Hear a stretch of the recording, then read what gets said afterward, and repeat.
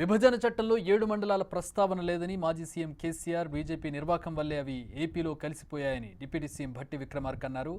కేసీఆర్ చేసిన తప్పిదాలే ఆయన వెంటాడుతున్నాయని, 7 మండలాల కోసం పోరాటం చేస్తానని అసెంబ్లీ సాక్షిగా ప్రకటించి పత్తా లేకుండా పోయారని భట్టి విమర్శించారు. బీఆర్ఎస్ 7 మండలాల సాధనకు దీక్ష ఎప్పుడు చేసేది ప్రకటించాలన్నారు.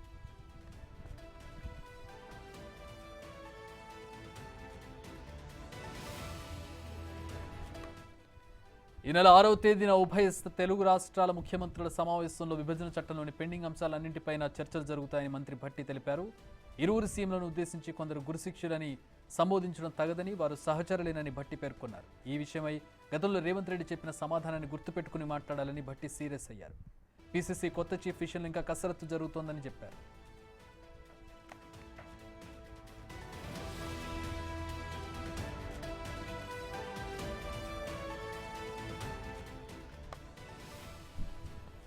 రైతుల ఆత్మహత్యలకు 10 ఏళ్లు పాలించిన గత పాలకులే కారణమని భట్టి ఆరోపించారు. రైతులను అప్పుల పాలు చేసేలా బీఆర్ఎస్ చేసిందని, ఆ అప్పులు తీర్చలేక రైతన్నల ఆత్మహత్యలకు పాల్పడడం బాధాకరమన్నారు. ఈ విషయమై దర్యాప్తు చేయిస్తామన్నారు. త్వరలో రుణమాఫీ, రైతు భరోసాను ప్రకటించి శుభవార్త అందిస్తామన్నారు. విభజన జరిగి ఆ విభజనలో రాష్ట్ర ప్రయోజనాల కోసం పొందుపరిచినటువంటి అనేక అంశాలు గత 10 సంవత్సరాల నుంచి కొన్ని పరిష్కారానికి నోచుకోకుండా పెండింగ్ ఉన్నాయి. ఆ పరిష్కారానికి నోచుకోకుండా పెండింగ్ ఉన్నటువంటి రాష్ట్ర ప్రయోజనాలు పనికొచ్చే అన్నీ కూడా అజెండాలో ఉంటాయి. రాష్ట్ర విభజన జరగక ముందు తెచ్చినటువంటి చట్టంలో 7 మండలాలు లేవు. 7 మండలాలు తెలంగాణకే ఉన్నాయి. విభజన జరిగిన తర్వాత, ఈ రాష్ట్రం ఏర్పడిన తర్వాతనే టీఆర్ఎస్ ప్రభుత్వం అధికారంలో ఉండగానే కేంద్ర ప్రభుత్వం ఆర్డినెన్స్ ఇచ్చి 7 మండలాలని ఆంధ్రాకు అప్పచెప్పింది. 10 ఏళ్ళు అధికారంలో ఉన్నారు. వారు హయాంలో 7 మండలాలని ఆంధ్రాకు అప్పచెప్తే ఆనాడు అపోజిషన్లో మేము శాసనసభలో ఉండి దీన్ని వ్యతిరేకించాలని ఏకగ్రీవ తీర్మానం చేయాలని డిమాండ్ చేసి తీర్మానం చేపిస్తే, తీర్మానం చేసి నేను అందరిని ఢిల్లీ తీసుకొని పోతా అని సభకి మాటిచ్చినటువంటి ఆ సభానాయకుడు పూర్తిగా గాలికి వదిలేసి 10 ఏళ్ళు దాని గురించి మాట్లాడుకుని ఎన్నిసార్లు ప్రయత్నం చేసినా ఇవాళ తగుదనమ్మా అని 7 మండలాల కోసం మీరు కొట్లాడాలని నేను ఒపీనియన్. ఎస్, 7 మండలాల కోసం కొట్లాడటం కోసం మీరు నిజంగా చిత్తశుద్ధి ఉంటే మీ నాయకత్వం, మీ నాయకుడు, మీరు తప్పనిసరిగా మీరు తీసుకునే నిర్ణయానికి మేమంతా ఉంటాం, సపోర్ట్ కూడా చేస్తాం. మేము అడిగాం ఆ రోజు, మీ వల్లనే అవి కోల్పోయాం.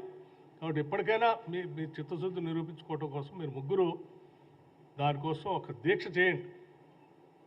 7 మండలాలు రావటమా పోవటమా ఏదో తెలుద్దాం. చేయండి.